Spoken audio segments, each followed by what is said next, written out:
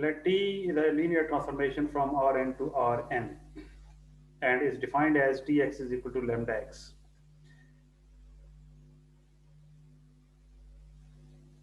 If x is non-zero, then this x is called eigenvector and lambda is called eigenvalue. Lambda कुछ भी हो सकता है, zero भी हो सकता है, नॉन जीरो भी हो सकता है, लेकिन x पे कंडीशन है ये नॉन जीरो होना चाहिए. If x is non-zero, then this x is called eigen vector and this lambda is called eigenvalue. And this T is a linear transformation, so it's a matrix transformation. T when operates on x, we get ax, where A is a standard matrix and it is a square matrix. Its order is n by n. So ax which is equal to lambda x, यानी x पे t operate हो या x पे a operate हो, we get the same result. So ax is equal to lambda x. Lambda x को left side पे shift करें और एक्स को कॉमन लें तो पीछे यहाँ पे आइडेंटिटी मैट्रिक्स बच जाएगा. आइडेंटिटी मैट्रिक्स आई, इसका ऑर्डर वही होगा जो ए मैट्रिक्स का ऑर्डर है, A minus lambda I into X which is equal to 0. ये हमारे पास एक होमोजीनियस मैट्रिक्स इक्वेशन है.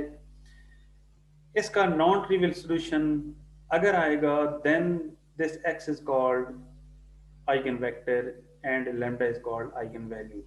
अब अगर मैट्रिक्स इक्वेशन हमारे पास मौजूद हो A X which is equal to 0, ये हमारे पास होमोजीनियस मैट्रिक्स इक्वेशन है, मैट्रिक्स फॉर्म में इक्वेशन है. अब ए जो कोएफिशिएंट मैट्रिक्स है इसका इन्वर्स एग्जिस्ट करे या इसका इन्वर्स एग्जिस्ट ना करे. तो फर्स्ट कंडीशन है अगर ए का इन्वर्स एग्जिस्ट करे, अगर ए इन्वर्स ए जो मैट्रिक्स है इसका इन्वर्स एग्जिस्ट करे, इफ ए इन्वर्स एग्जिस्ट, एक कंडीशन ये बनती है और दूसरी कंडीशन बनती है जब इसका इन्वर्स एग्जिस्ट ना करे.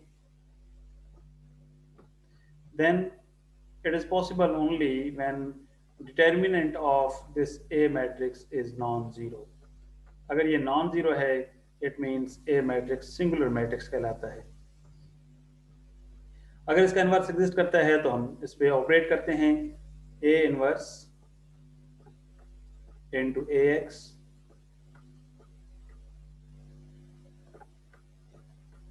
which is equal to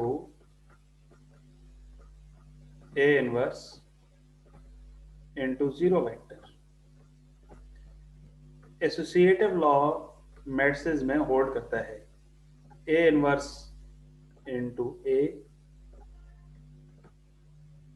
into X which is equal to A inverse जब 0 वेक्टर पे ऑपरेट होता है we get 0.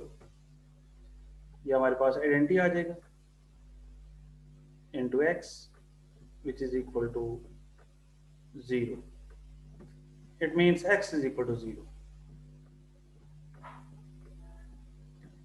तो अगर a का इन्वर्स एग्जिस्ट करेगा तो हमारे पास सिर्फ ट्रिवियल सॉल्यूशन आता है, that is the trivial solution.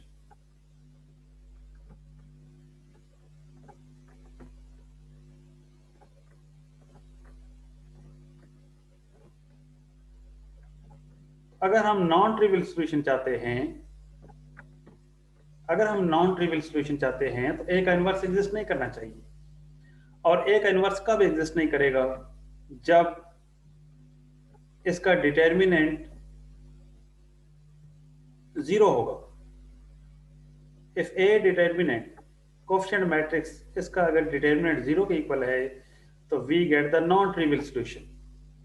तो अगर A X is equal to 0, अगर हमारे पास ये एक इक्वेशन है और इसका नॉन ट्रिवियल सॉल्यूशन मैं चाहता हूँ तो कंडीशन ये बनती है कि एक एक्स का जो कोएफिशिएंट मैट्रिक्स है ए, इसका डिटर्मिनेंट 0 के इक्वल होना चाहिए.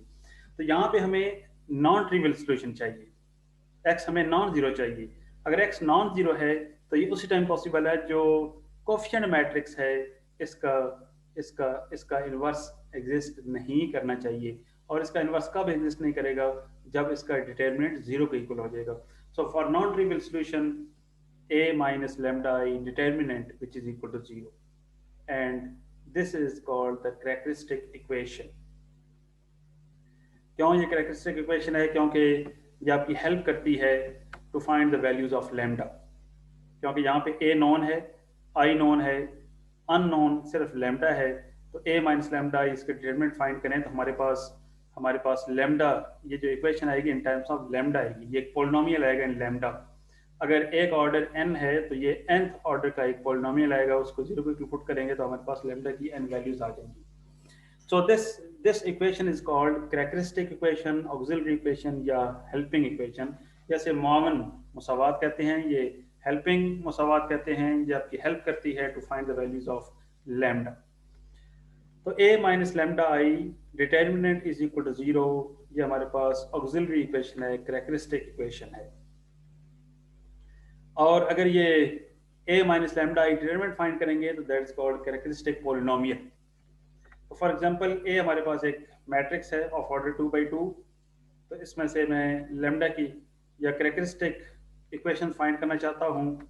ए माइनस लेमडा आई फाइंड करें, ए माइनस लेमडा आई, तो 2 1 -1 4 और माइनस लेमडा इंटू आई, इसको सिंप्लीफाई करें तो A minus lambda I that is 2 minus lambda 1 -1 4 minus lambda, इसका डिटरमिनेंट फाइंड कर लें तो ये करस्पॉन्डिंग एंट्रीज को प्रोडक्ट इन दोनों को आपस में मल्टीप्लाई करना होता है, और जो ये है इसको आपस में मल्टीप्लाई करना होता है।